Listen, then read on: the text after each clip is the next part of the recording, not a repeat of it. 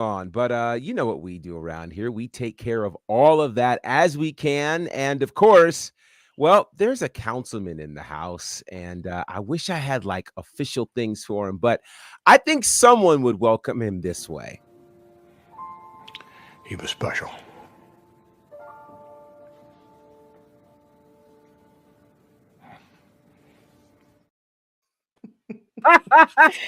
The councilman's in the building. Councilman, how are you, sir?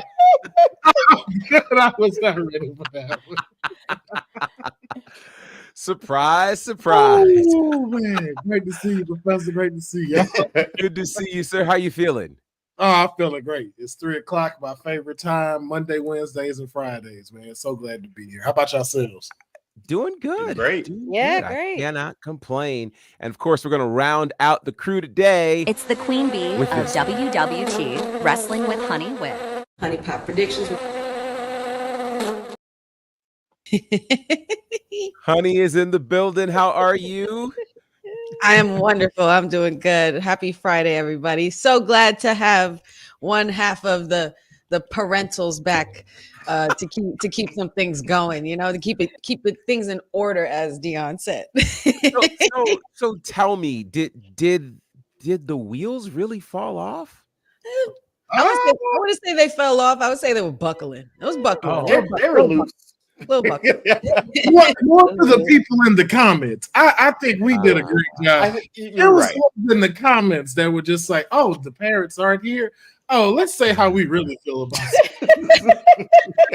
That's usually how it goes. That is usually how it goes. So yeah, I will there are certain details of this trip that will come when TK gets back, because I just think it'll be fun to hear our experiences. But needless to say, we did have a really, really good time at All Caribbean. The Bahamas were amazing.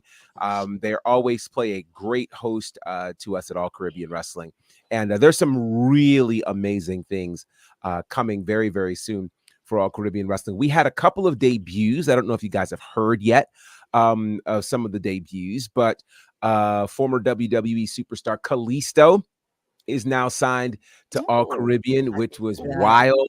And then we had the shocker, an attack on Kenny King, because every hero needs a villain, and that being the villain Marty Scurll. So some big things are happening in All Caribbean. Yeah, it was a wild time. And also shout out to Kalia Capri, who became the brand new All Caribbean Wrestling Women's Champion. We made history. It was the first all women's main event in the history of the Bahamas. And she is the first Bahamian-born wrestling champion ever. Love so that. This is great history that we were able to make it All Caribbean. And so shout out to everybody connected to All Caribbean. You guys will be able to check this out sooner than later. And I'm excited, and I'm sure there will be more conversation about that when TK returns. But there's other big action to talk about, of course, as we're talking about flagship shows, which we'll get to with TNA. The show of all shows, WrestleMania 41. We are definitely on the road there. I know some people say that the Royal Rumble officially kicks it off, but whenever tickets go on sale, we're officially on the road there. And let's just say that there's been a wee bit of controversy surrounding ticket prices for WrestleMania. People were kind of saying a lot about the pre-sale and why ticket prices seemingly were skyrocketing. Checked right before the show, and to get floor seats in the fourth row in the center for 2 nights is going $15,000. That does sound like a lot of money, but I do want to remind you that that's over 2 nights, not 1 night. It's the same seat both nights, so you get that ticket, you're locked in. But it is interesting because I think the thing that people don't necessarily know about is this issue in terms of what people are calling ticket gouging on Ticketmaster is not exclusive to WrestleMania. A lot of the fans of Taylor Swift had this same concern when it came to pre-sale and others. The system that Ticketmaster has is one where it kind of starts. I mean, there's a base price that's put there, but then the price can change based on the demand. That is Ticketmaster, not WWE, not Taylor Swift, not any other entity. And so it's pretty wild. But with all of that said, and now that we're outside of the pre-sale and we're on to actual ticket prices, let's get your thoughts. WrestleMania seems to be going up every single year. Floor seats, $15,000 over 2 nights. Is it too much? Is it too little for the Super Bowl of pro wrestling? Let's get your thoughts. Councilman, let's start with you. You're a West Coast guy. Do these numbers kind of pan out for you? Yeah, in a sense. I'm not gonna pay $15,000, and if I did, Roman better acknowledge me. He better come to my seat and put the one up right there. $15,000. But I've seen like Super Bowl prices, and they're way more than what's being charged, and you're not getting 2 nights. And also too, you get to keep your seat. Right. Like these are over like 4-hour shows. And so again, it's a once in a lifetime type of experience, even if it does come year round. Like if you're gonna pay that, you're gonna get you something dope. So and then too, it's Vegas and just everything that's surrounding Vegas, and the fact, for some of our elevated friends, 420 in Vegas. Correct. And everything it's gonna be this is how we and so everything else attached to it and that's around it. Wale Mania, like Raw, Smackdown, the wrestling fanatics thing. So it's just like, hey, like wrestling's going up, and so prices are gonna go up too. And I want to clarify one thing really, really quickly, okay? Because I'm looking in here right now. I'm looking on the floor. It's 2 nights, $15,000, but that is also for 2 seats. So $15,000 is 2 seats, 2 nights, and that's floor seats. Yeah, floor seats. We're talking ringside. That's not bad at all, actually. Again, it's not as exorbitant as people are making it out to be. I saw someone in the comments, and I'll have to go back and look, that said it was $2,000 in the nosebleeds, and that's not true either. No. I'm looking at this right now, and again, the default is I'm looking right now, section 409 for 2 tickets for 2 nights is under $1,000. Okay. For 2 tickets, 2 nights. So I think we just have to consider, I think what happens sometimes, which I'm just having a moment, and it's one of these moments that I've just been encountering a lot. Sometimes we don't think everything all the way through. We just see the first thing, whether it is a news item, a headline, and we just kind of run with it. So yeah, it is the price, and like Ticketmaster defaulted to 2 tickets. So if I looked at one, it might be a bit different. So just consider all of that as we're looking at our prices and the like. And you get a chair, right? You get to take the chairs home. If you're at ringside, I think it's like the floor seat, the first, I don't know, 10, 11, 12 rows. I'm not sure. So yeah. But with all of that, Courtney, is it too exorbitant there for WrestleMania?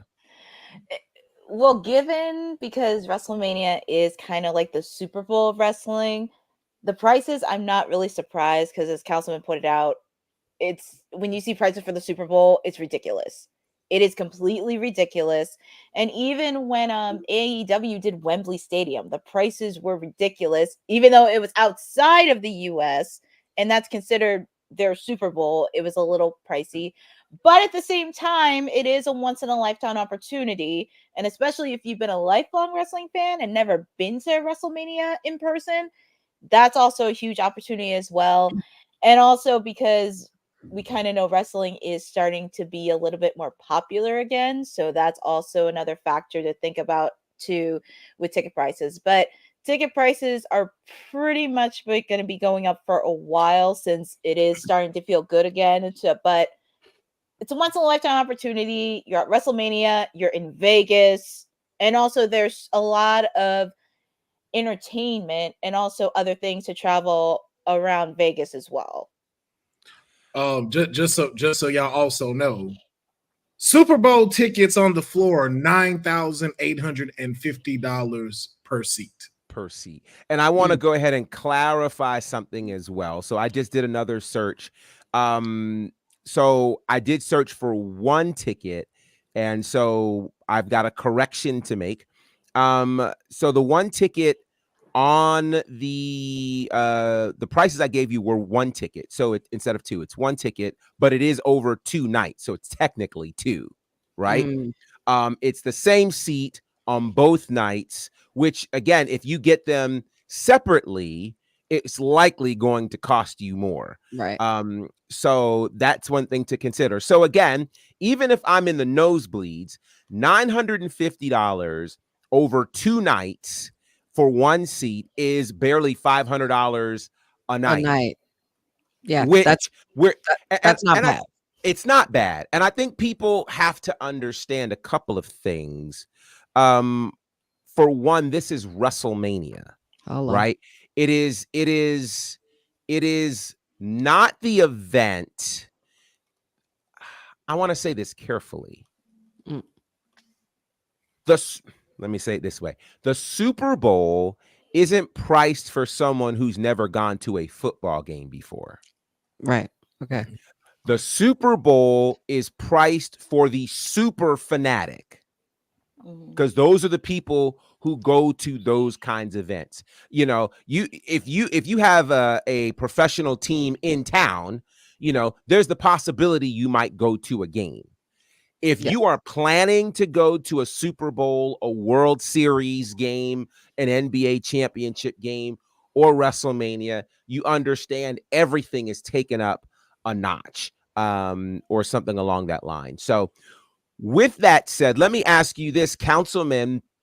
Given all that has happened leading up to WrestleMania 40, and now with the possibilities for WrestleMania 41, do you think that whatever the prices are currently are worth it? Oh yeah. Yeah. You got 2 nights of a show. You got a wrestling show. Most likely you're gonna have celebrities that are going to perform. So you're getting also partial of a concert. Not only that, you get to be around, like you just said, fanatics of wrestling. Yes. Like it's a moment. Yeah, it's a moment like you don't want to miss. Like I went to WrestleMania when we first got back from the pandemic. It was, the energy in there was so magical. So it's just like, yo, it's worth it. Like if you are like, I'll say it like this: I've seen Yeezys that were like $200 be sold for $8,000. If y'all go and buy that stuff, I don't want to hear nobody complain about wrestling. Yep. No shade. There's no shade. Nope. Same thing for you, honey. Do you think that whatever the price is will be worth it? I think the price is the price, and it's doable. I think it's absolutely doable. It definitely makes sense. Considering that I've not only been, I went to the last one night Mania, and I went to 40, which was 2 nights, and I was in the mezzanine level, and still worth every penny that I spent because of the experience, because of the show itself and the attraction of the show, all the card alone, obviously. Yeah, and then you get to make some wrestling friends. I ended up hanging out with the same people in the same rows for 2 nights, and we were like, "Hey, how you doing?" Like we knew each other forever. And it's just a good vibe. It's just a feel good vibe. And yeah, like you said, super fanatics. This is a show for super fanatics wrestling fans. Definitely not for the casuals, unless you want to go and experience it for yourself and try it out. Save your pennies, save your coins up, and come join us. Come join the recklessness that is the WrestleMania. And so I think that is the key, people complaining or being upset about the price. I think ultimately you start to learn what you can and can't do. And if Mhm. WrestleMania is a thing for you, you'll definitely want to go. Now, the truth of it is some will go and sit on the floor, some won't. Right. Wherever you sit, you're going to be able to witness history. It's And gonna be fun given either way. yeah, it's going to be history, it's going to be fun, and unlike the Super Bowl, it is something you get to experience 2 consecutive nights.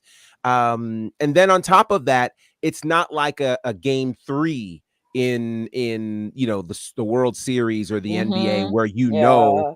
all right, you're not going to see the finale of whatever it is. Right. So if you get both nights, obviously you get to see night 1 and night 2. If you only go to one, I'm sure you will want to go to the other. So we What will see. We have a lot of go ahead. I'm sorry, I was gonna say, was it worth it? And was it the best money I ever spent, even though my tribal chief lost? It absolutely was. It absolutely was. I'll never Yeah. forget the pops from that night. I'll never forget where I sat. I'll never forget the moments. But you know what? I will blame somebody, and I'm gonna blame Cody Rhodes. That's his fault. He ruined the timeline.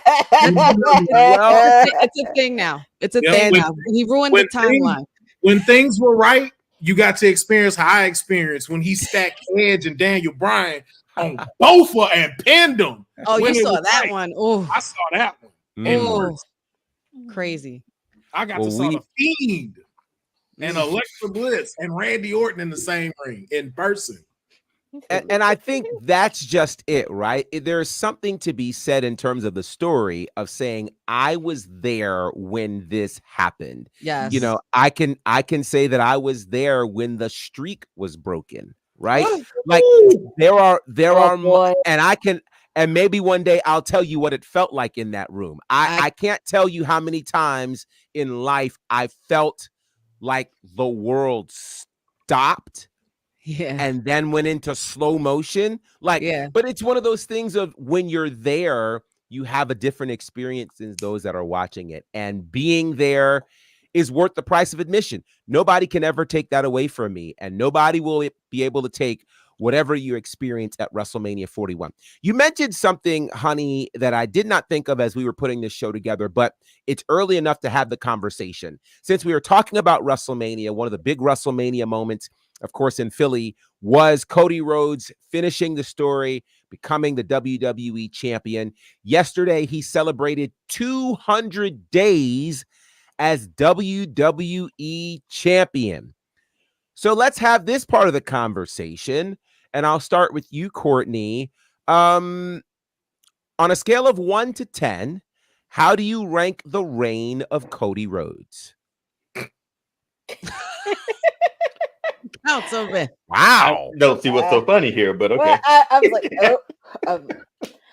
I'm actually gonna give him a solid 8 so far, only because I was really excited with him and AJ. I just wish it lasted a little bit longer because they had to drag the bloodline in because him and AJ went in that rivalry, and I kind of wish it was a little bit further. And I did appreciate the match that oh shoot, I know he's gonna be in a match with Kevin Owens because even though like AJ, he started out first, and then he was dealing with the bloodline, and now he's going to be dealing with Kevin Owens possibly at Survivor. Well, before Survivor Series, he's dealing with Gunther, and then possibly Kevin Owens. So I'm going to give him a solid 8 so far because I know that there has been like not legitimate storylines, but I think when he goes into his rivalry after Crown Jewel with Kevin in the Survivor Series, I think that's going to be a really solid rivalry and storyline that's slowly cooking in the process. Okay. Dion, how do you rate Cody Rhodes' 200-day championship reign on a scale of 1 to 10? I mean, I don't want to go out of pocket, so I'll stop at a 9. I'll stop it there. Okay. And I see your face, Will. I'll tell you why. No, I give it a 9 because this is the first time in a very long time we've had a 100% baby face.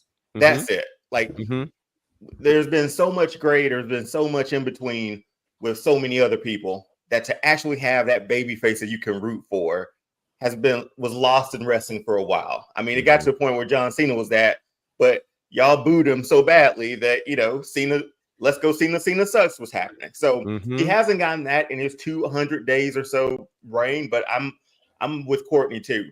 It's more like he's been handcuffed to the bloodline stuff. Hopefully that's done. But his next story with Kevin Owens and Randy, I mean, that's setting up stuff from Legacy with him and Randy. So what's to come in his story is probably going to be even better than these last 200 days, because he's still been handcuffed by the bloodline stuff. The AJ rivalry was too short. But for 200 days on a run after WrestleMania, lean into what Crown Jewel and all this other stuff for War Games and stuff. By the time we get to Royal Rumble, we're going to know what that path is going to be for him and Randy and Kevin Owens. And there's history between all of that. Even Seth Rollins, a guy who was on one wheel, who took a bullet for him, right? So there's so many other things he can say. And what he has 1,116 more days to go until he breaks that other record that's out there. Oh, and he has that beef with The Rock too. So that's even like Cody's story from here to now. I'm here for it. I'll give it a 9 so far. It'll be a 10 by WrestleMania though. Okay. Never mind. I'm sorry. Oh, honey, how would you rate the reign of Cody Rhodes on a scale of 1 to 10? 6. 6. Okay. I'm giving him 6. Do tell. We're still in the beginning of this. I feel like we're still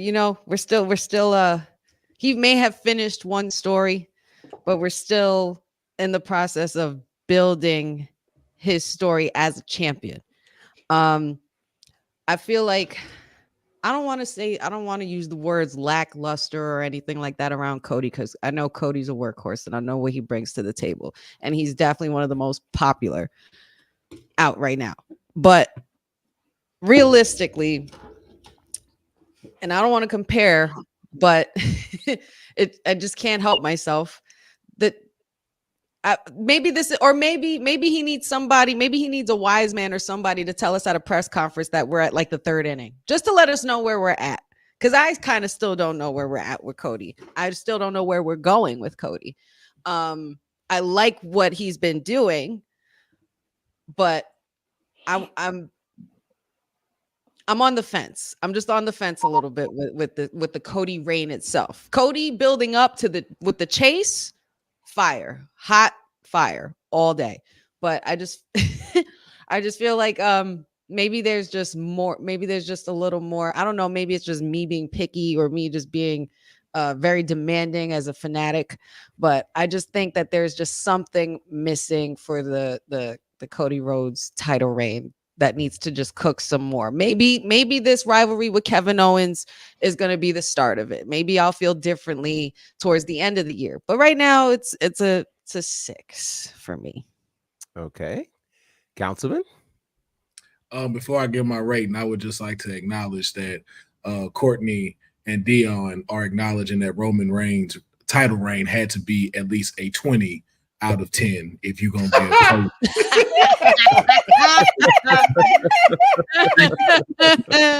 Thank you for acknowledging your tribal chief and the excellence in his title reign. Same with my tag team part. It's a 6.5. Oh, you actually gave a half on it. Oh, look at you. I gave him a half on it just because because of what and what The Rock did to him and how he beat that man outside of his tour bus. That was magical. That was just magical for me. But I say a 6.5. It's still off to like not a shaky start. He's a great champion. I just don't think the rivalries he's been given as much outside of the bloodlines have gotten a chance to take off and give us like a historic run.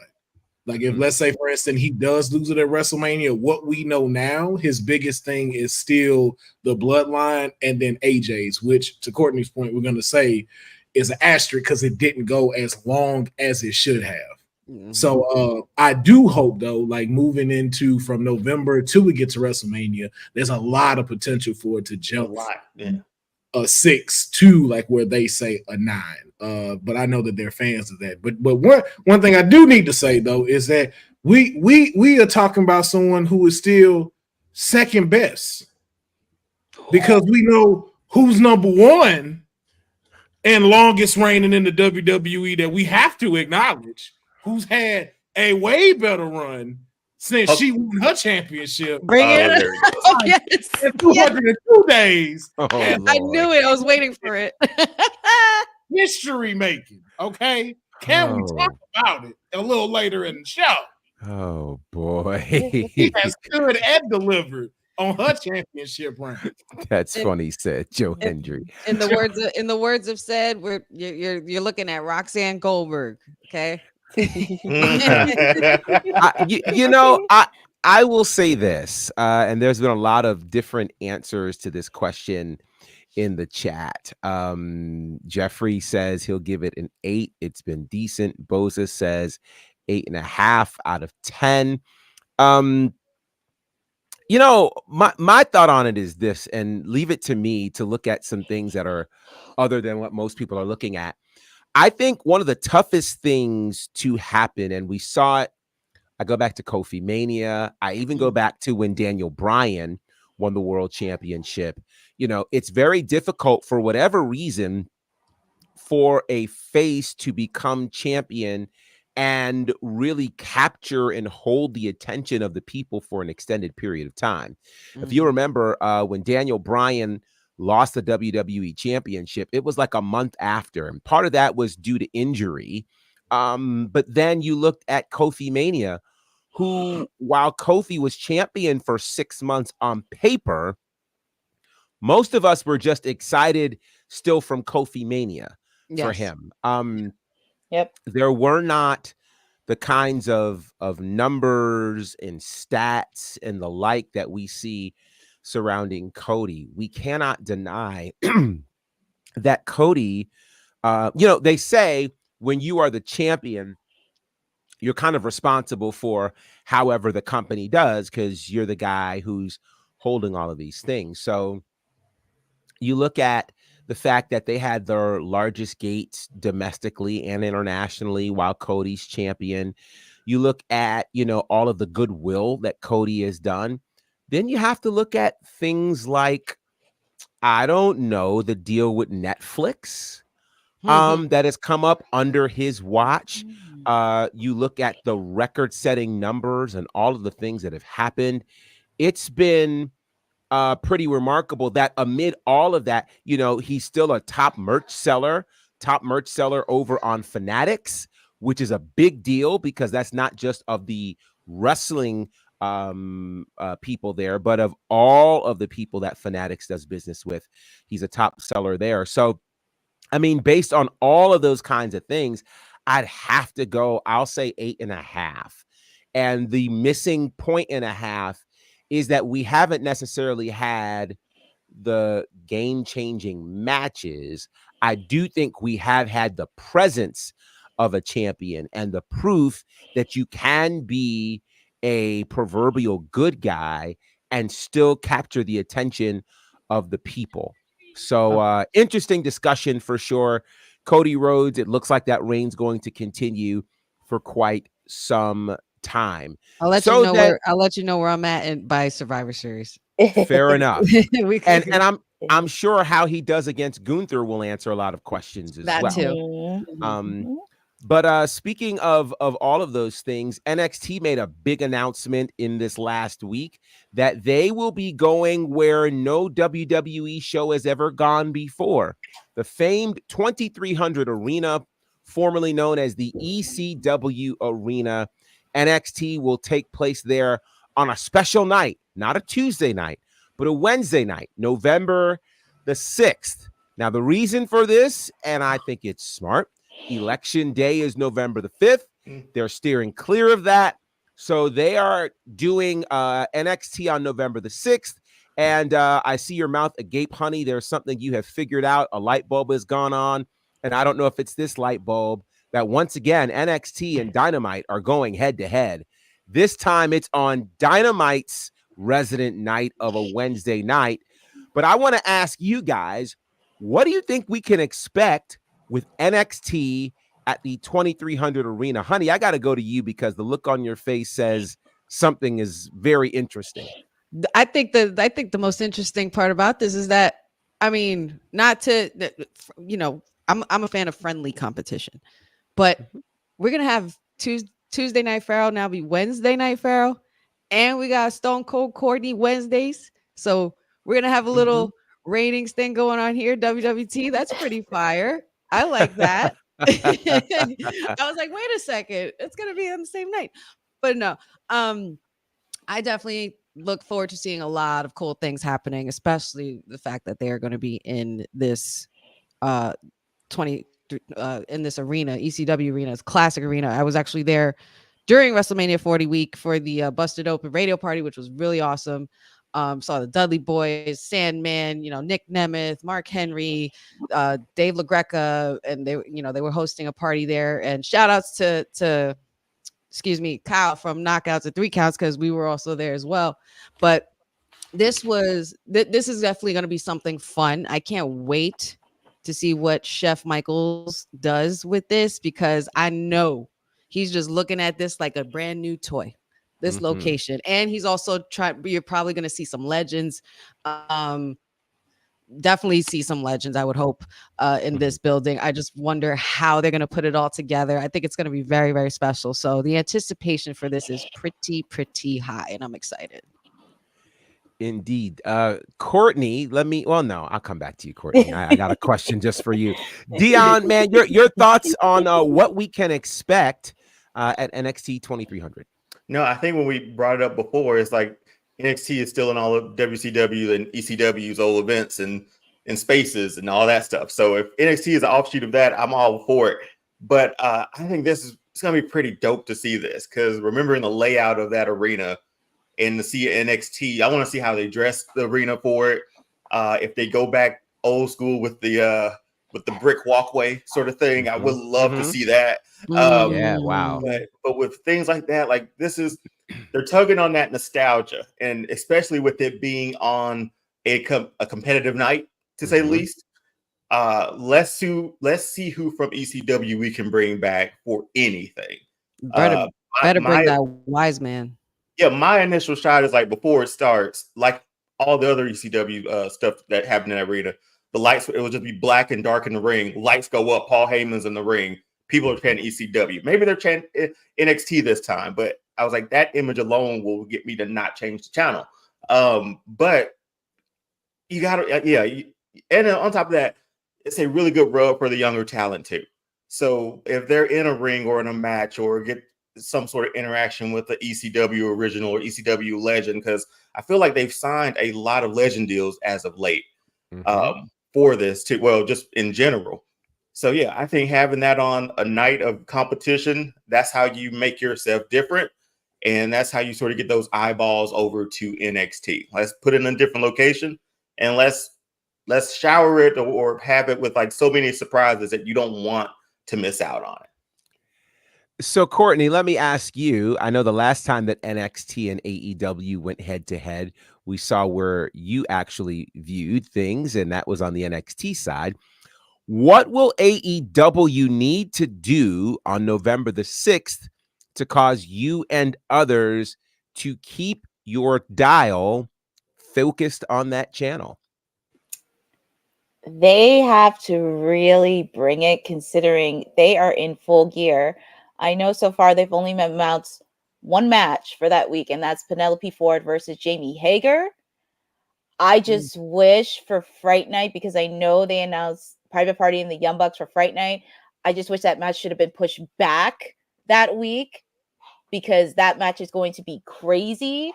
And also the storyline they have with Moxley and AEW, it is starting to slowly process, but this is where they really kind of have to push a little bit. And as I mentioned, they're heading into full gear. They need to announce some matches. They really need to really be spot on. And also considering we have not seen a few stars from Wrestle Dream also get into the fray. And I know I think next week, Will Ospreay's supposed to be coming back because Kyle Fletcher called him out. But they really need to pull out all the stops and really need to put on some matches, especially heading into Full Gear. And also being consistency, that is a huge thing, consistency and stability. And also possibly bringing in some unexpected surprises that you may not see in the AEW realm. Councilman, here's a question for you. We've seen the last few times that NXT and AEW have gone head to head. There's been a lot of focus, certainly from AEW, in terms of what those ratings look like. Does AEW, seeing that this is going to be on their normal viewing night, a Wednesday night, do they need to pull out anything special or just continue on the trajectory that they've been on? Nah. Oh my God. You better go get all hands on deck for this already. It's just the potential of what's going to happen there, even just what's in my head right now. Mm-hmm. Like something Dion mentioned, lights going out, comes up, Paul Heyman's there.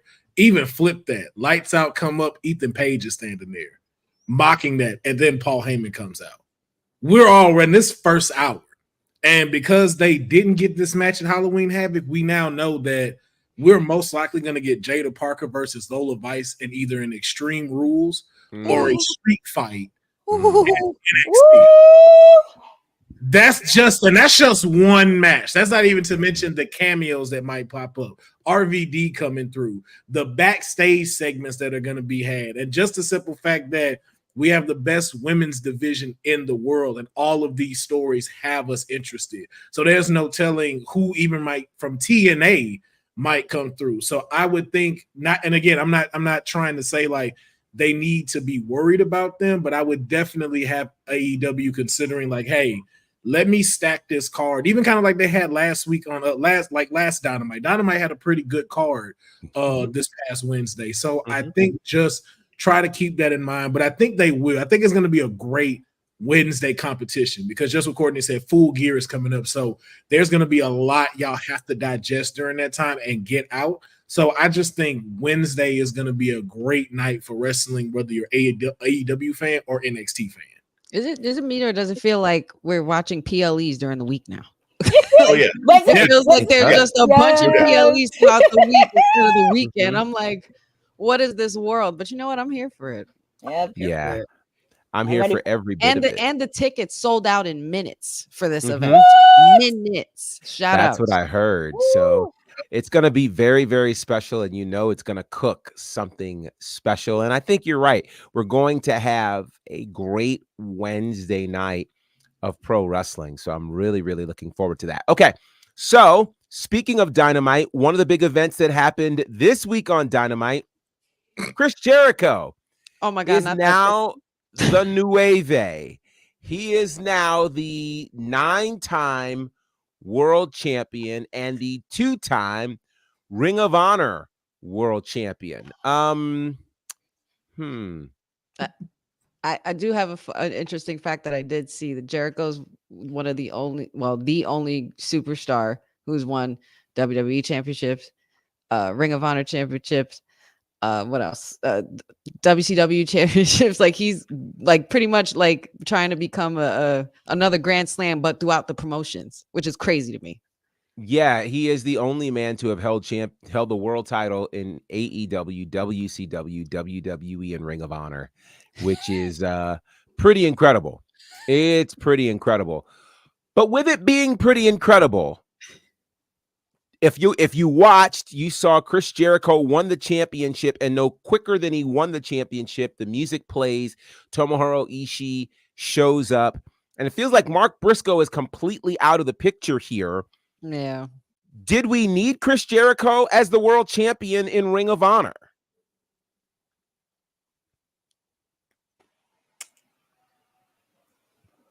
I'm gonna let the Jericho. I'm gonna let the Jericho expert answer. Well, that silence said it all.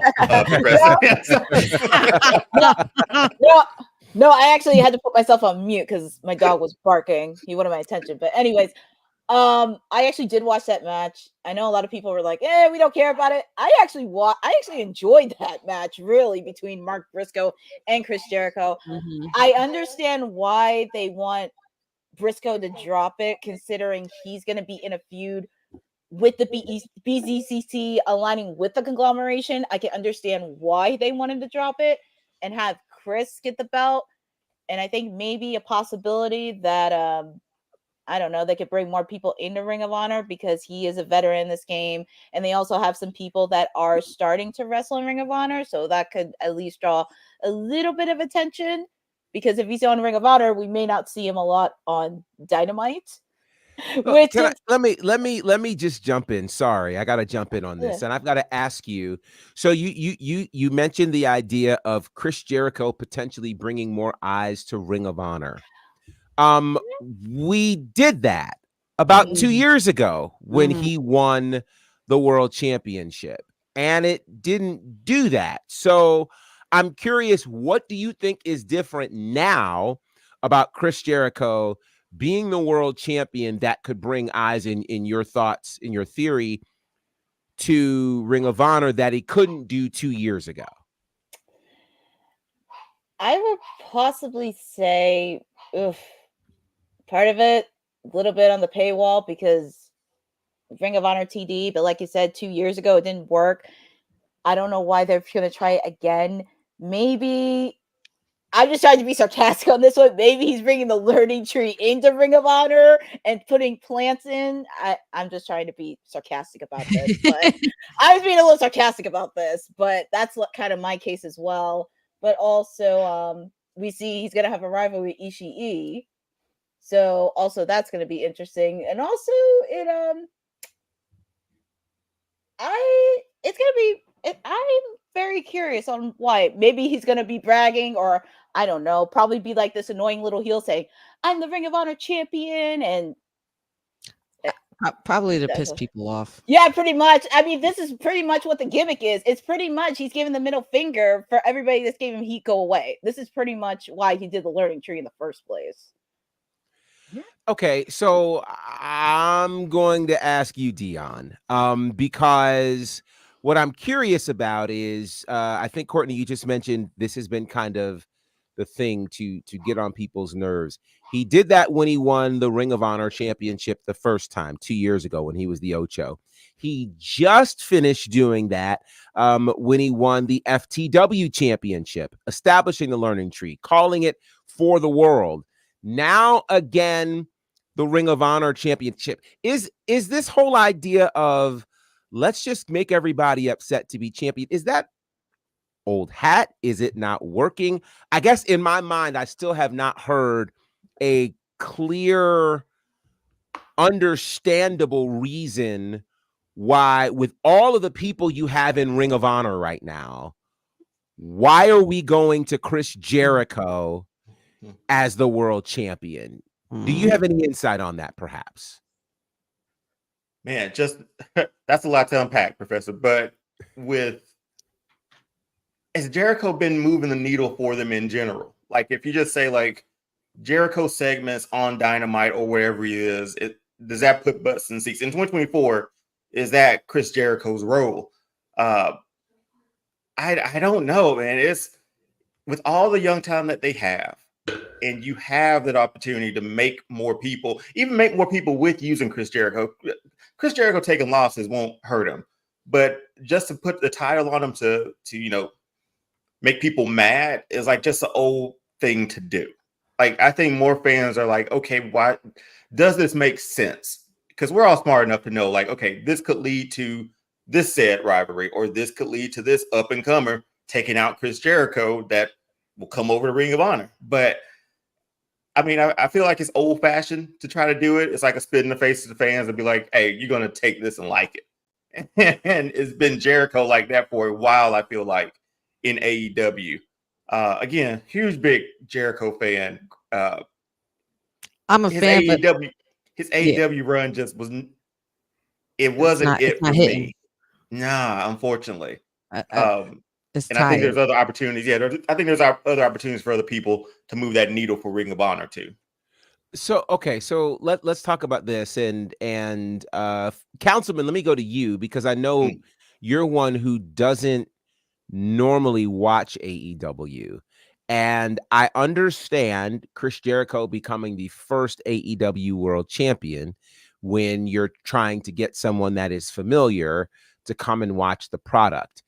Given that most of the recent Ring of Honor world champions, even going back to Eddie Kingston, spent very little time on Ring of Honor television, do you think Chris Jericho would be enough of a draw for you to go behind the paywall and watch Ring of Honor television weekly? No. Mm. Nah. Nah. So Jericho- here's my follow-up to that then. Who or what would be the thing that would make you go, now I want to watch Ring of Honor? Them actually doing something with it. Mm. As of right now, Ring of Honor is kind of like Rampage. It's just here. Wow. Oofa.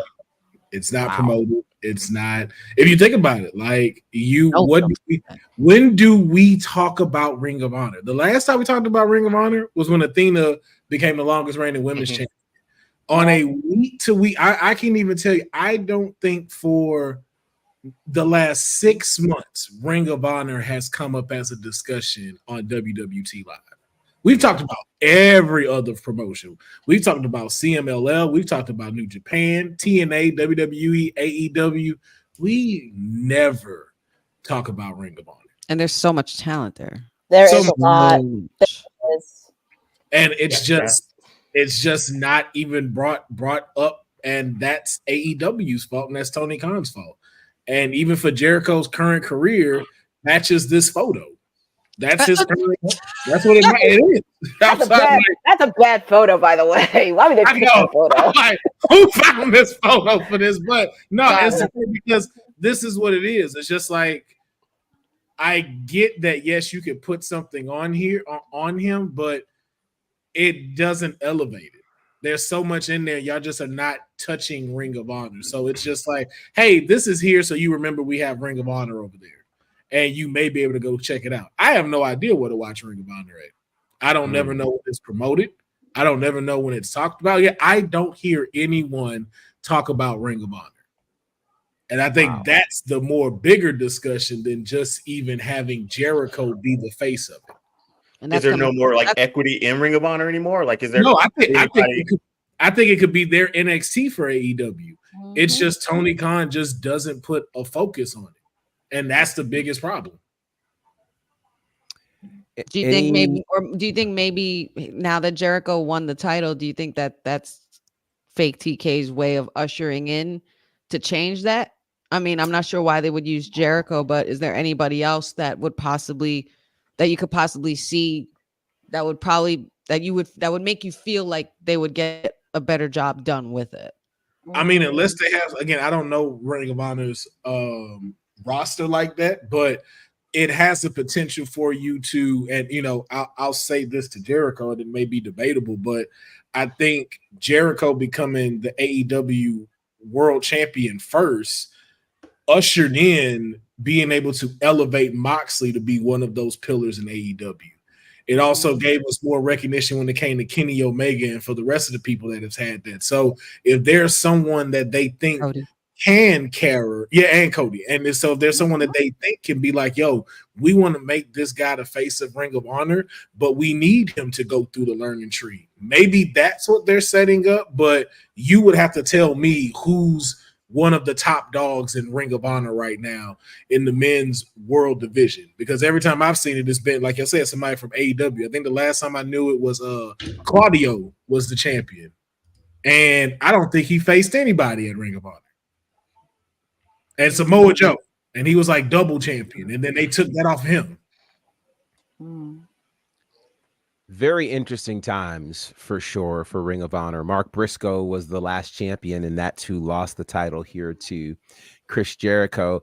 I will just go so far as to say what else didn't make sense about the whole thing is Mark Briscoe beat Chris Jericho at Wrestle Dream. Yep. successfully defended the title. So where does a champion say, I beat you? That's not enough. I want to beat you again, this time in a ladder match. Champions don't normally do that. No. Challengers usually request that. Yes. So it just didn't really make a lot of sense. And boy, the fight of Ring of Honor. Could I ask, could that also maybe be in Jericho's contract that he has to be a champion a certain amount of time? I don't know. I don't know. I don't know. I don't think he's not been a champion too long in AEW, because then he jumped from there. I'm not sure, but I think he may have been TNT champion at one point. Then this whole FTW. No, he didn't hold the TNT title. Okay. There are several championships he has not held.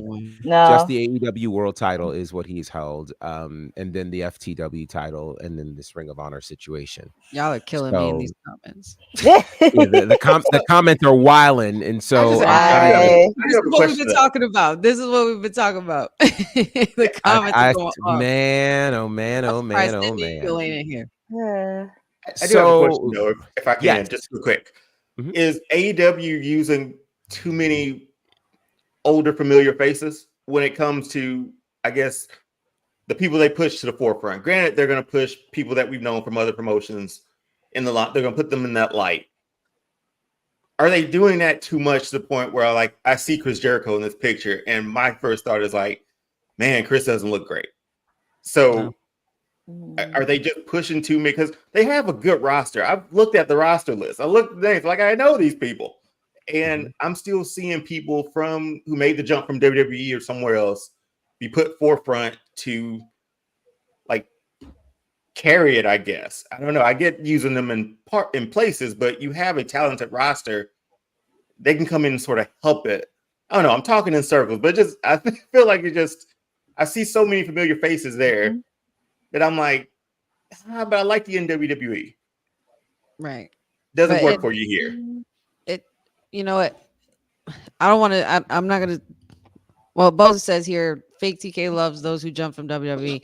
I don't necessarily think that he loves them. I think that he relies on them in order to compete with WWE. Because it just makes it look like you could definitely tell that Tony Khan is literally trying to compete with everything that they've got going on.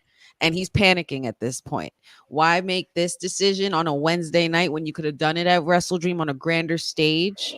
I mean, because that's what Jericho would deserve. Jericho has been the term GOAT. We've been calling him the GOAT for years.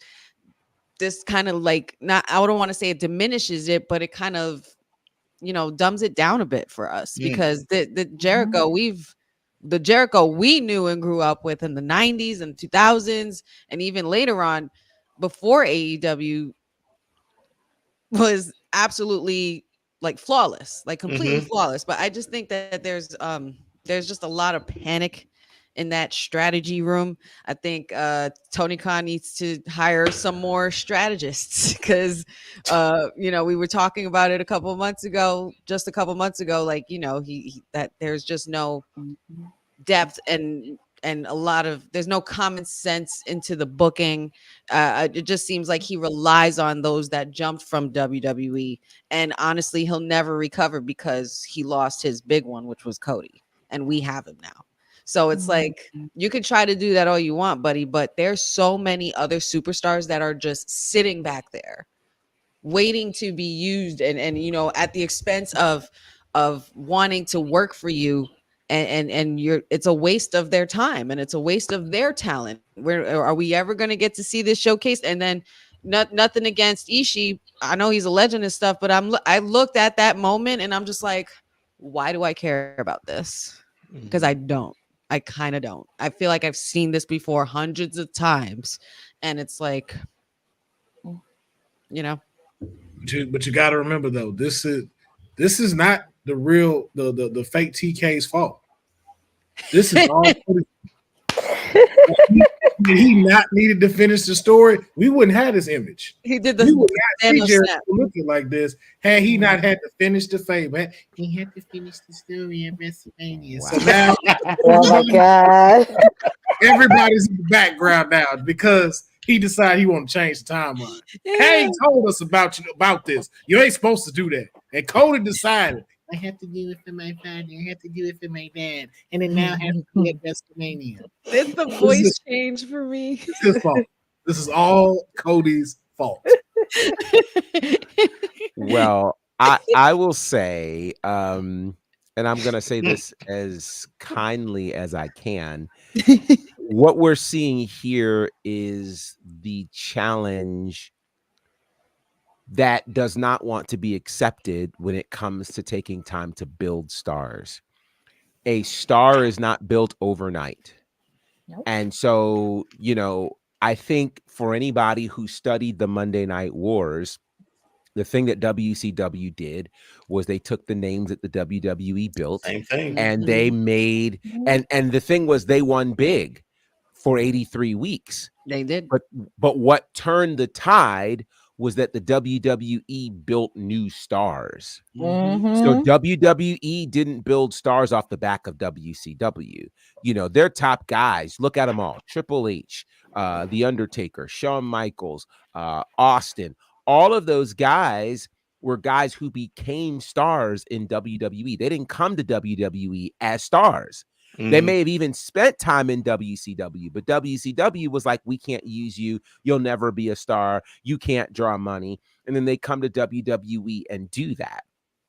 I think one of the big things that AEW is missing are homegrown stars, homegrown recognizable stars. And if you're not willing to commit at least 2 years to building them and making their story something special, then we'll continue to see this revolving door of former WWE stars who come in, they become champions. And, now with all of that said, I think there is a certain bright spot that's happening on AEW that we aren't talking enough about. Oh boy. That's this guy. Oh yeah. Shelton Benjamin. This was good. This was good. Was. I enjoyed this. I definitely enjoyed What it. has happened with Shelton Benjamin and MVP ever since Grand Slam, to me, has been the bright spot of AEW every week. Courtney, are you feeling the same way when it comes to Shelton Benjamin, or do you have some other bright spot that you have been paying attention to in AEW over the last few weeks? I am happy they are starting Shelton Benjamin off slow, considering he does have a match against Swerve, and that is where you're possibly going to see Bobby Lashley. You're going to see possibly Bobby Lashley on Fright Night. So I'm really excited for that. Also, I know and Jeffrey pointed out on some stars with AEW thinking MJF's the only star. Not particularly, because I'm ready for one of my clients, Orange Cassidy, to be pushed, because I'm going to tell you something. If you've never seen any of his matches when he was international champion, you need to. And I think this is the push that he needs on getting into the title picture, especially what happened with his best friend Chuck, because this is where we're going to see a side of Orange Cassidy that you don't even want to go. So they do have some stars. It's just, you have to push them. You have him. You have Darby Allin. You have these guys.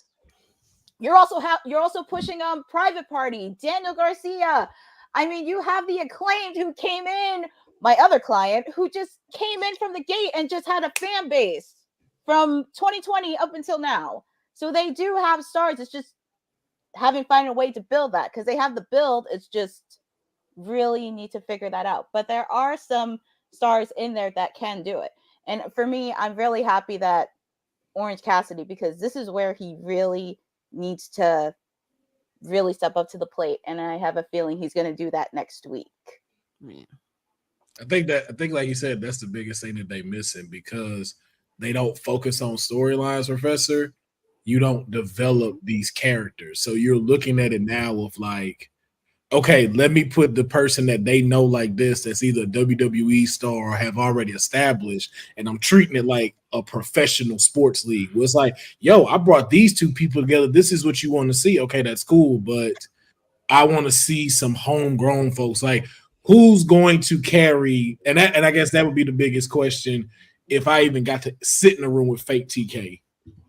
When all of these cats that have been here for a while, like your Jerichos and all of these, let's say when they decide we're hanging it up, who's the next generation? Who's finna carry you into the next 5 years? That's homegrown. And you can't answer that. And I think, too, that's why you had the Jade Cargill effect. Jade Cargill wanted to be there, but you don't have nothing established just yet on how this works for someone homegrown. And so that's why she left, because she know her time is a little bit limited. So it's like, yo, I have to go to WWE where they know how to establish that already. And it's just like, if AEW can pick that up and start seeing it like that, you can have folks like, to Courtney's point, Sammy Guevara, the Acclaim. As much as I see the Acclaim videos all the time, this crowd is behind them boys. Mm-hmm. So it's there. It's just like, so why aren't you paying attention? Why aren't you listening to your fans like you say you do? I like where they're going as far as with Shelton Benjamin, but I worry because fake TK sometimes gets those new toys and they're there, and then all of a sudden they're not there anymore. Look at Malachi Black.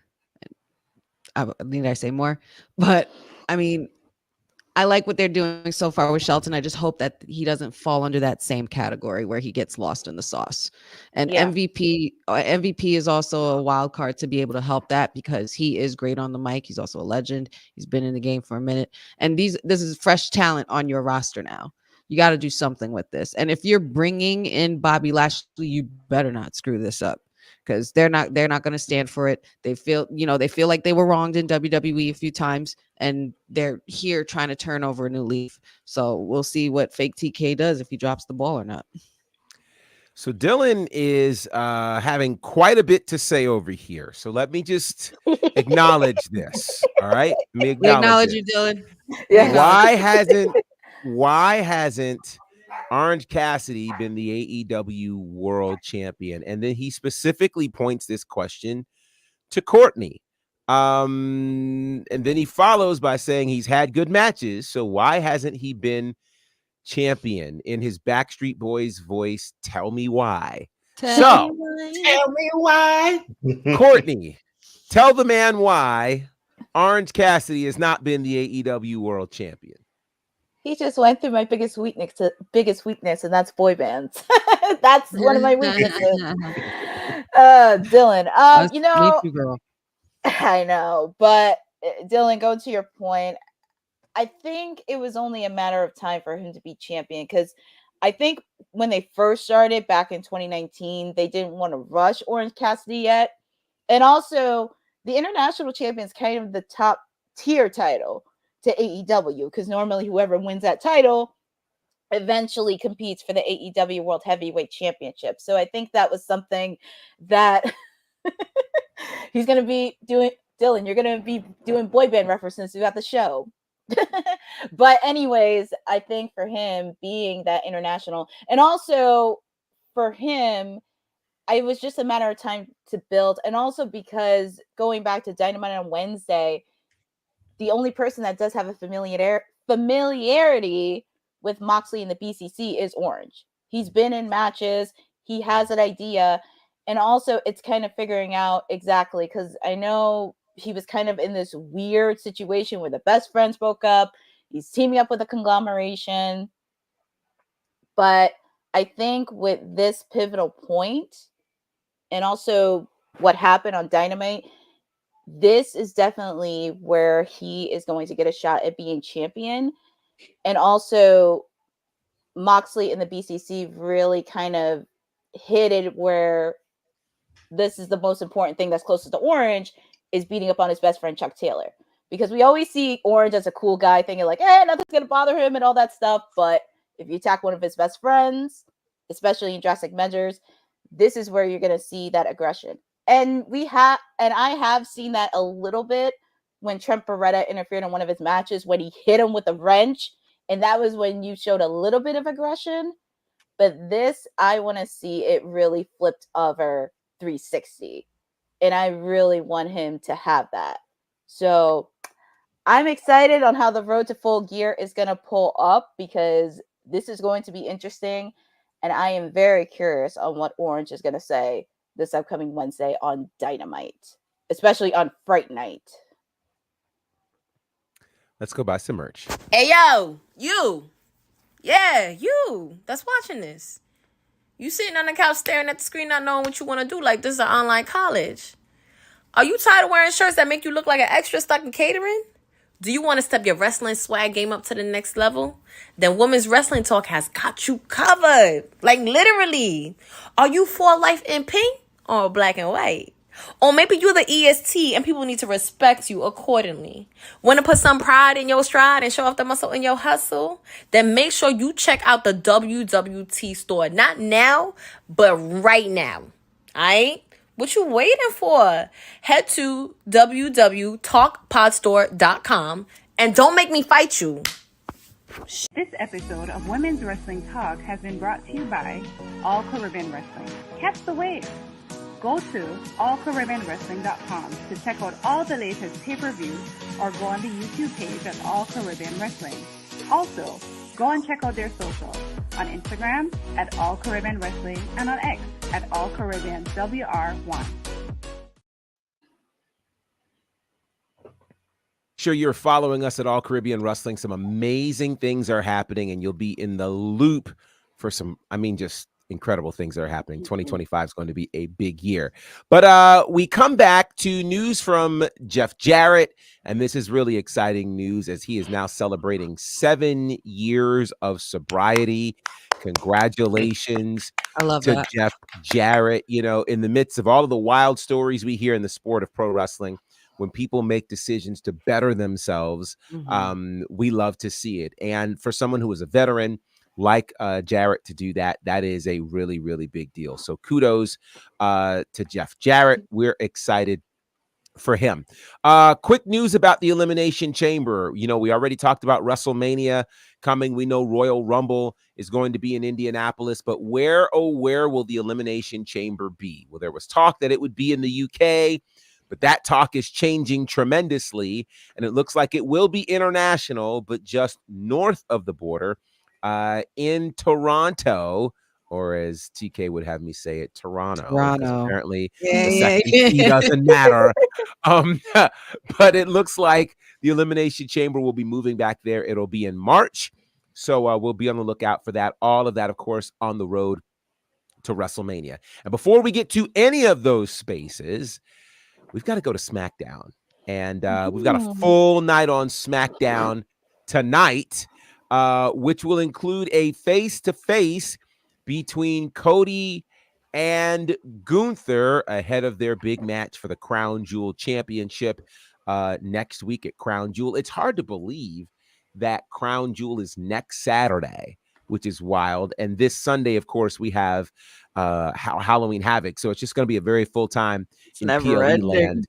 It never, ever ends. We love to see it. We'll also see Game 7 tonight. I'm pumped for this.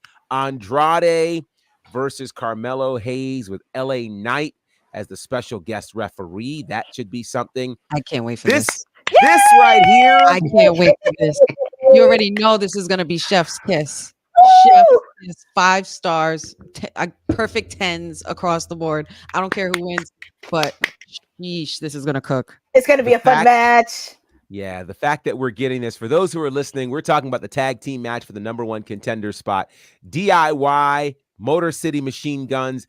This feels like an NXT TakeOver main event, and we're getting it on SmackDown. As a matter of fact, this feels like this would have happened NXT TakeOver Toronto. Hey, mama put 2 T's in it. I'm gonna call it Toronto. There are 2 T's in the word. But yeah, it's going down tonight, not in Toronto, but at NXT TakeOver Brooklyn as they'll be in Brooklyn tonight for SmackDown. So that should be going down. That should be fantastic. And honey, we've got a watch along tonight. Is that right? That is right. Absolutely. 8 o'clock. You know where to find me. It's going to be very, very special. So, yeah, I'll save predictions for next week because we have other predictions to get into, including what's going down tomorrow night as, Fight for Paradise. You'll be able to check that out soon from All Caribbean. Again, so many cool things. One day I'll tell y'all the story about me and the APA. I'll do that another day. But what I will say is this: tomorrow night, Bound for Glory, the big event on the TNA calendar, their WrestleMania. The kickoff will be at 6:45 p.m. and it will feature Ash and Heather by Elegance taking on Zaya Brookside and NXT's Brinley Reese. That should be fantastic. Also in the there was another one in the pre-show, and that's this: the Call Your Shot Gauntlet match. The winner of that will be able to basically call their shot for any championship in TNA, which should be amazing. So some big women's matches happening tomorrow night, including part of the triple main event, the TNA Knockouts World Championship. Jordan Grace, Masha Slamovich. Quickly, let's get your predictions. Who's walking out of here with the TNA Knockouts World Championship? Honey, we'll start with you. I don't get sick of seeing these two going. I really don't. But I'm never going to bet against the juggernaut, Jordan Grace. That's my pick. Okay. Councilman. Man, I'm finna tell y'all, go ahead and slam and welcome to the jam. I'm going with Masha Slamovich is going to be crowned the new TNA Women's Knockout Champion. I had that soundtrack. All right. Classic. Courtney. Yes. Jordan or Masha? No, Jordan. I know that's an interesting name, but this is definitely going to be a banger of a match. I picked Jordan last time, but I think we're going to have a new Knockouts champion. I'm going to go with Masha. Oh, wow. Okay. All right. Dion. Yeah, that name alone had my. Once I saw it, I was like, yeah, I'm picking. So Masha Slamovich, that's that's golden, man. Like, that's just so good. It's a great name and two very strong women. I think this is going to be a strong style kind of match. One of the other. Whoa. Come on, man. We can't have this if the professor don't let us know who he's picking. We got a lot of predictions to do. I'm trying to get through them. I don't want to. Well, we need the professor's pick, though. This is hard. I will tell you, this is really hard because I think if anybody could stop the reign of Jordan Grace, it is Masha Slamovich. I'm going to go with the upset. I'm going to go with Masha. It is it's TNA's big show. It's one of their main events. Could be the changing of the guard, and it could be getting Jordan Grace ready for, I don't know, perhaps a crossover. Full time. She's gonna finish the story, y'all. Think about this. In most years, the TNA Women's Knockout division is usually the best in the world.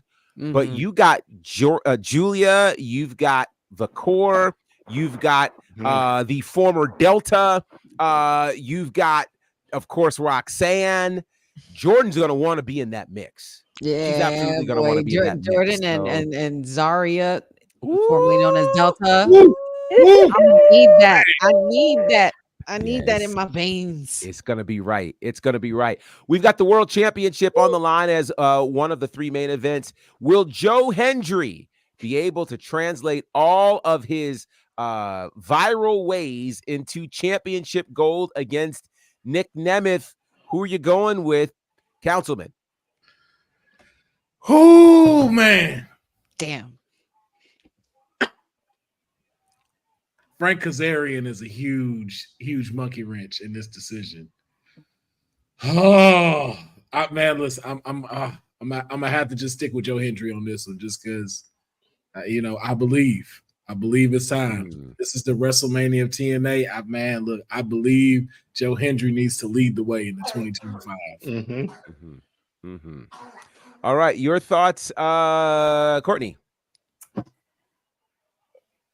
Frankie Kazarian is going to be a little bit of a wild card of this match. And also, are we going to see JBL in this match too? Because he was in the last match Nick Nemeth was in. So he will be probably looking on that. But I'm going to go with Joe Hendry. He deserves some gold. Okay. Dion? Yeah, I'm gonna believe too, because Joe Hendry has had one of the best years so far, best career so far. This year, I guess. That TNA NXT crossover worked wonders for him, and I think that momentum leads into this too. I think you have to put the rocket on him at this point, so it doesn't, it doesn't like fizzle out without anything. But yeah, I think he'll take this one. Honey. I love Nick Nemeth. I love him. He's had a very healthy reign. He's a very deserved healthy reign. But that Joe Hendry syndrome is contagious, man. That thing's contagious. I'm telling you. And I think that, give him some gold for the rest of the year. And then, maybe he drops it and then shows up as a surprise for the Royal Rumble. That's me and my plan in my head. So. He can't show up with the belt. He definitely could. But we've had 2 TNA women's knockout champions come out. That is true. It's only fair we get the TNA champion in the Royal Rumble holding the belt and the gold. That would be sick. But yeah, either way, man, Joe Hendry, like he's too hot right now. Way too hot, no matter what. Well, I think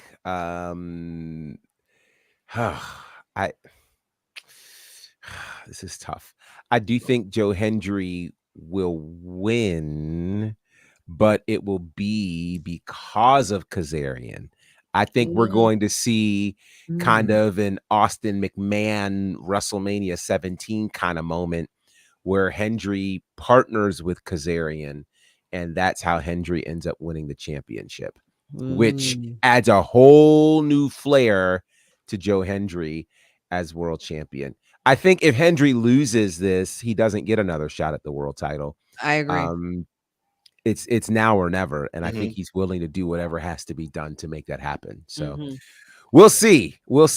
All right, moving on in the third main event, it is a Full Metal Mayhem match for the Tag Team Championship as ABC, the System, and the Hardys go to war.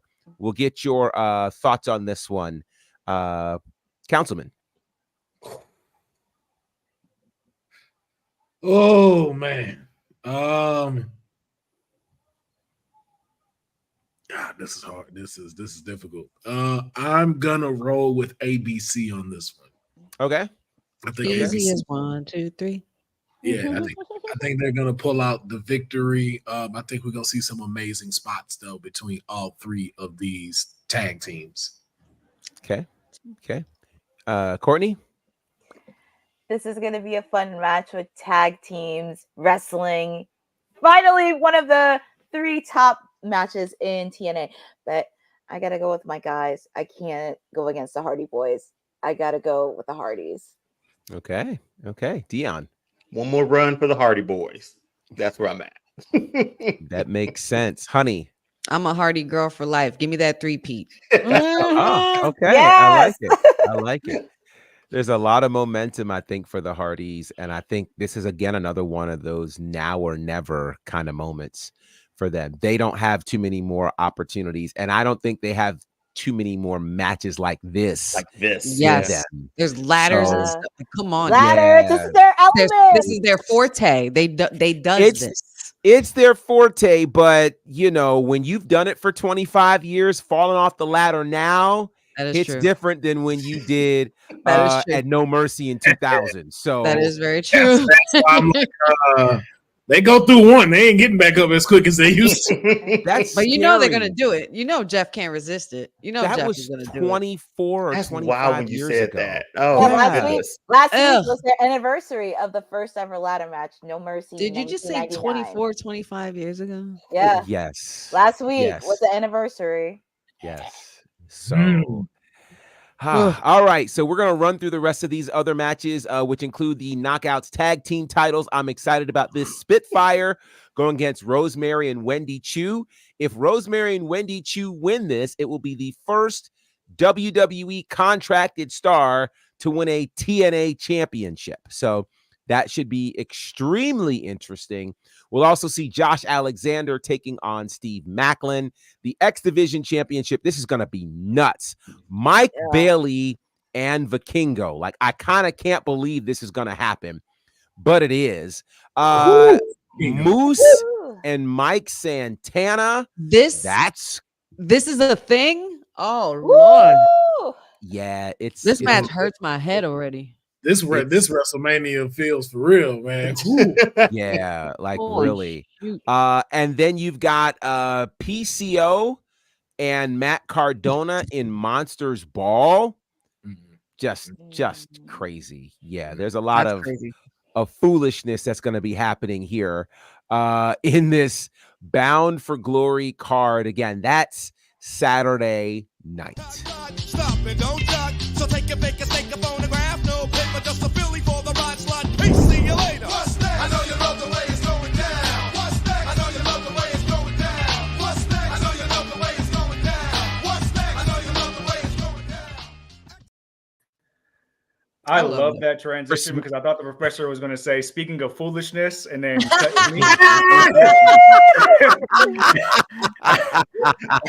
I thought for certain.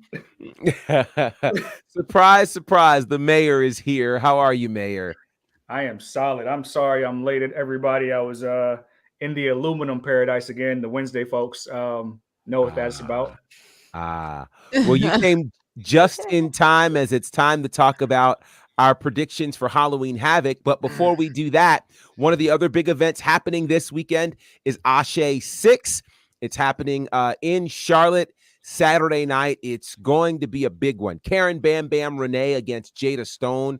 Jordan Blade makes her Ashe debut against Tootie Lynn. And if you're familiar with Jordan Blade, you know it's about to be a problem. Yaya will be there. We'll hear from Darius Carter. Also Ashton Starr and the Star Wars Fashions, the debut of Khan. He will be there. Plus, we're going to get our first look at the Ashe Wrestling Men's Championship.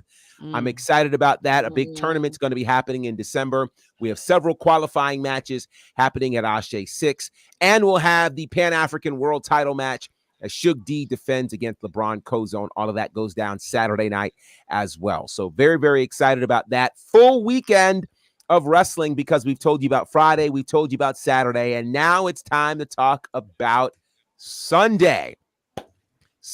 And of course, Smile Ashe is with you. You can check that at AsheWrestling.com. I'm doing commentary on that, and if you care, I'm doing commentary at Ashe 6 as well. Now to Halloween Havoc we go.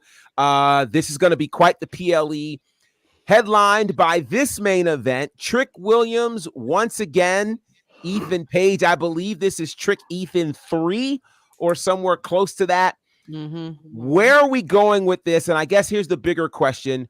Who's walking out of here as NXT champion? Is it still two-time Trick, or is it two-time Ego? Your predictions will start with you, Councilman. I don't care. Stop it. Wow. It's a devil's playground match as well. I don't care. It definitely should not be main event. But wow. If I had to, and this ends this finally, I would like to see Trick win just so Ego can go up. Okay. So from the councilman to the mayor, who do we have here? Trick or All Ego?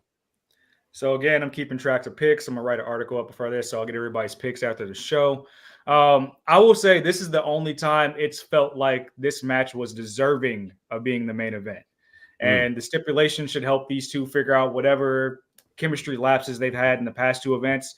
And I could be very wrong here, but I don't care. But the Ego's diss track was way better. And I think he gave himself so much momentum going into this match that he became undeniable as soon as he dropped it for this themed event. So I think I don't know why. I think it keeps Trick looking strong. I'm going to say the opposite. Because I think with everything we're seeing with Trick Williams, and I'm paying attention to his appearances on the main roster as well with NXT title, I don't think that's for no reason. I think they like to strike while the iron's hot. And I think Ego becomes champion. And I think for whatever reason, we see Trick Williams maybe start getting some more main roster appearances in the free agent war of Aldis and Pierce. Interesting. Courtney. I gotta have to watch a diss track of Ethan Page. Oh, you got to see it. Very good. It is. I have to watch it. Download it on your Spotify. I have to watch it because I know I follow Ethan Page on YouTube and he posted it, so I gotta watch it. I do love Ethan, but I have to go with Mr. Trick Williams. I would love for him to still be champion. Okay. Let's see. Dion. Yeah, once that diss track dropped, I was like, yeah, I'm picking Ethan Page after that one. That 3-4 EGO was where it got me, man. I was humming it all day. But in the same way, like Serge said, I think it's the other way around. Ethan stays, Trick gets called up. I think that's the role that'll play. But yeah, this one's worth a main event. All right, honey. I think you guys know my answer. You're gonna whoop that Trick. I need two-time Trick Willie in the house. I don't care what nobody says. Keep Trick. I don't mind Ego moving up or moving on to something else. I really don't mind it, but I really want Trick to keep it. So I know I know why I'm going to do this. So Jordan Kirby says, "What's with all these wrestling shows no one cares about? We only care about WWE and AEW." Now, let me just say for those who are listening that our friends in the chat are responding to this, and I appreciate it. But I want you to hear from me, and I'll simply tell you this: that how do you think WWE and AEW has what they have right now? They have it because of these indie promotions who are the ones that have next. Now, if you're unable to access these promotions right now, there are plenty of ways to access them. Ashe Wrestling, you can check out at AsheWrestling.com. The entire catalog of what Ashe is doing is there. All Caribbean Wrestling, you can check out what they're doing at their website. You can also check. No, Jeffrey, I do have to go into this, but I'm going into it extremely kindly, as you all are knowing. Yes, I thought the gun was about to come out. No. In addition, pretty much in 2024, almost any indie promotion can be accessed. You just have to find out how. That's all. There's a whole streaming platform called IWTV, which streams nothing but indie promotions, about 150 of them. So many of your favorites are there. You got promotions like Defy and the like, who are operating in spaces like Triller. And here's part of the best part, which I think is so interesting. We're a community around here, right? So because we're a community, we support what a lot of people are doing. And what Women's Wrestling Talk has done for years has been supported women's wrestling all across the space of the wrestling community. Before there was an evolution of sorts where we had 250 women on the PWI 250, we were covering them here at Women's Wrestling Talk. So I just want to say to you that's why we cover it, because it's happening in the world of wrestling and it is accessible. And if you need to know how to access it, we'll gladly tell you. All right. All you gotta do is ask nicely. All you have to do. It's a direction you can fuck. And that's the bottom line, because NXT Bonafide said so. I was about to say, I don't know what just happened there, but okay. So speaking of women's wrestling, you've got, this is actually perfect. because you have on one hand Cora Jade and Roxanne Perez. You know, Roxanne Perez is a former Ring of Honor Women's Champion. You know, one of those promotions that's outside of AEW and WWE. And WWE. And Yep. then there's Julia and Stephanie Vacor. Neither of them had competed in WWE or AEW. You saw a little bit with Forbidden Door and things like that. But thankfully, we have been talking about them so that when we get to this point, you have an idea of who they might be. So, who are you guys picking very quickly? We got to hurry up because there's a whole situation about to happen in less than 30 minutes. So we'll move quickly. Who are your picks on this tag team match? Councilman, we'll start with you. Never go against my client. Roxanne and Cora Jade are picking up the victory in this one. Okay. Oh, wow. Okay. I knew that, though. I knew you were going to say that. I knew that. I just needed to hear you say that. Honey, your thoughts? I'm going with Julia and Stephanie on this one for the win. I'm just concerned about who's going to pin who. Mayor? I'm so sorry. I don't want if I'm being honest, Cora is Cora's the character that should eat the pin here, but I'm gonna do a complete curveball here, and we gotta like take some steam off the sails of Vacor and Julia. So I'm gonna say Roxanne and Cora win. And I think what I'm seeing is building towards more of the locker room, like the NXT originals, whatever you want to call them, banding together against the other threats, which is the newcomers. And really, if I'm being honest, the NXT storyline has the best women's War Games match of anything going on in the women's main roster. No shade. Right so, like, if they were to do that, I hope they do that this way with Fatal Influence, Cora, and Roxy against the others. But I mean, we'll see. But I guess I hope I'm calling Roxy and Cora. He went there. Wow. Because I just think about who would be on Julia and Stephanie's team. Oh, Jada, Lola, Kalani. Yeah, that's probably it right there. Man, that's good. That would cook.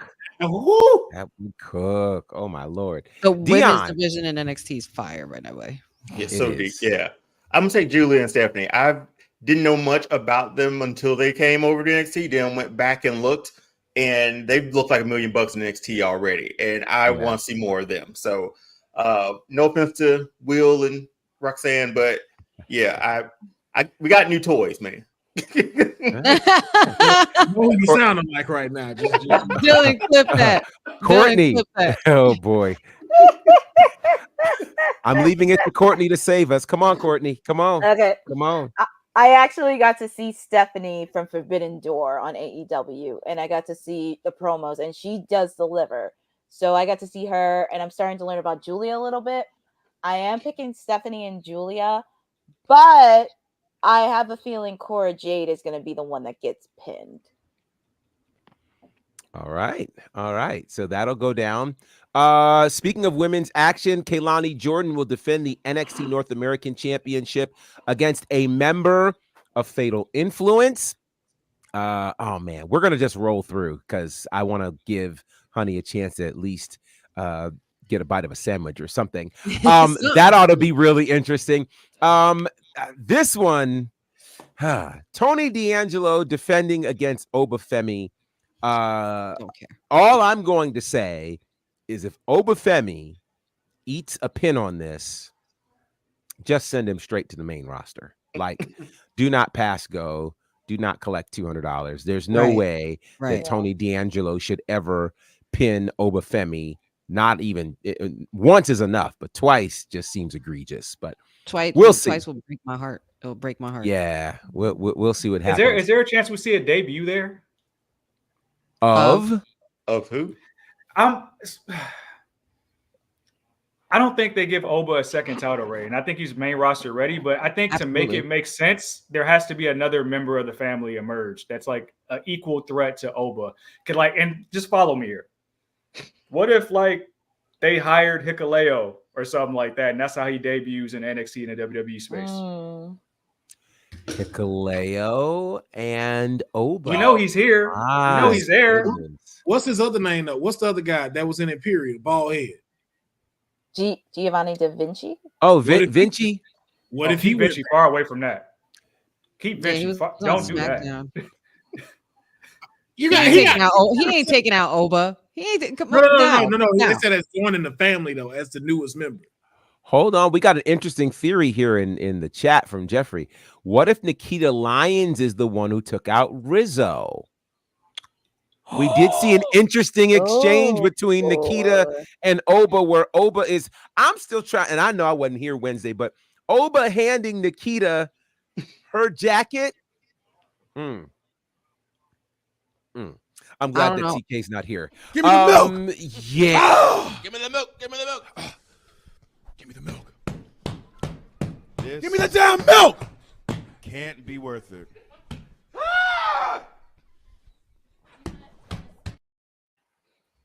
What in the hell? Who did that? I didn't press that, but Who did that? My man hand's Oba right like, here. My man Oba like that Neapolitan. Wow. Oh, wow. Wow. Wow. I cannot. Okay. And yeah, then Chase Hughes battle, Andre Chase, Ridge Holland. It all goes down Sunday as part of Halloween Havoc. Holy cow. All right, here's how you can reach us on these good socials. Courtney. Wow. That's freaking sad. You can always find me here every Monday, Wednesday, and Friday on WWT Live. You can always find me here on why I think Orange Cassidy should be the AEW World Heavyweight Champion, because I will make a case to my client every freaking week. You can also find me Go on, off, Courtney. You better go off, girl. Yes, because that's one of my clients, by the way. So I will do it every freaking week up until Full Gear. You can also follow me here on you can also follow me here on Twitter and Instagram on @CourtneyNJ11. And I'm just laughing at this chat. You can find me on Twitter and Instagram on @CourtneyNJ11 on all my stuff. Also, I want to take a serious moment here on WWT Live to send well wishes to Maria, who is recovering from surgery today. She had to deal with a lot of a health scare, but she is recovering. And we wish her the best here at WWT Live. All the best for sure. Dion, how can the people find you? Yeah, over on All Star Fandom on TikTok and Instagram, we dive into everything. With basketball season starting up, we're starting up a NBA show, so that should be fun for the 82 games that we all played, where they all play, and all the way up to the finals. Also over on YouTube at All Star Fandom, and here Monday, Wednesdays, and Fridays. Sidebar: are they doing that in-game in-season tournament again? Okay. Yeah, it's back. Yeah. Okay. We'll talk about that at some point. I'm interested in that. Mayor, how can the people find you? You can find me at the Whoop That Trick Era is the only storyline weaker than finished Fable in the company. You can also find me at Twitter at Said Says, and on the gram at Says the Answer. Occasionally, you will find me Mondays, Wednesdays, Fridays, and also on Monday Night Mayor, as long as Big Money TK cuts the check. She's late a payment, and I just want to make that known in front of all you guys. So the show is currently on delay for this upcoming Monday. It's hostage. He's holding hostage. Holding hostage. Blackmail, bro. Man, oh man. Councilman. You can find me at Finish the Fable on all socials. And Twitter and YouTube. Y'all black, man. And I'm excited. Come on, man. I'm excited to announce my new show, the Give Me the Milk podcast. Me and Mayor.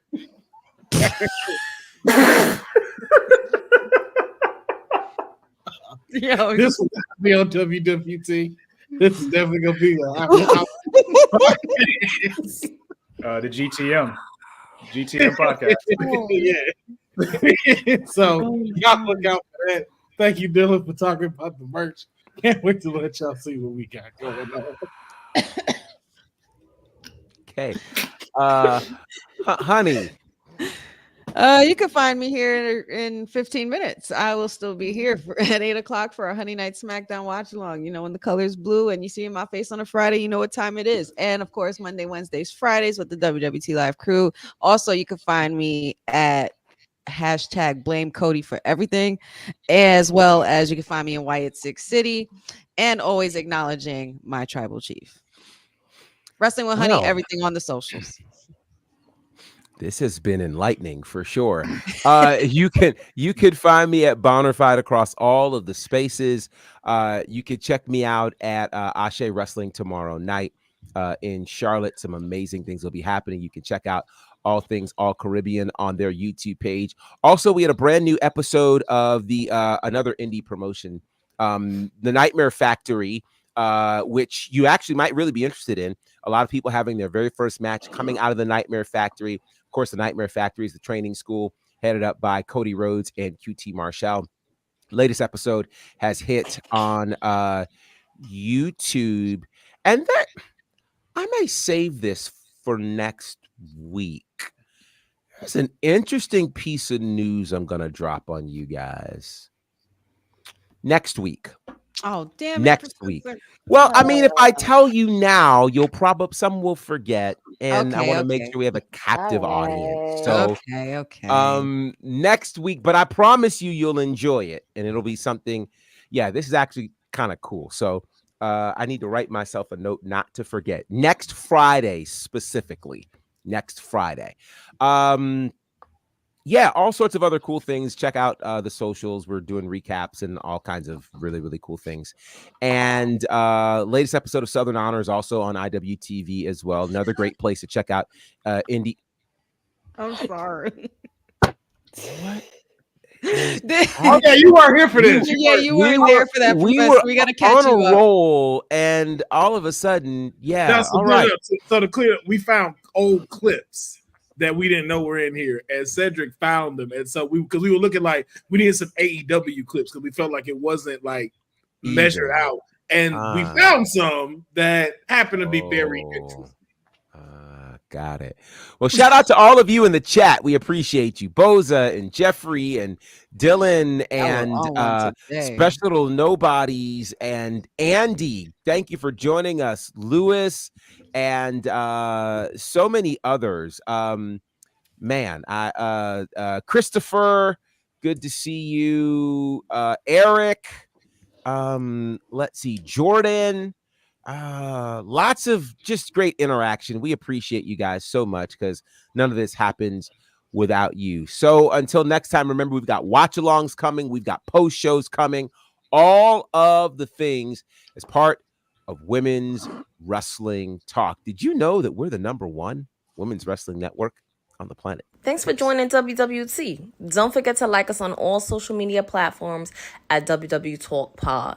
Like and subscribe on all video and audio platforms like yesterday, my G. And check out our website at www.talkpod.com. Thanks for watching Women's Wrestling Talk, the #1 women's wrestling network on the planet.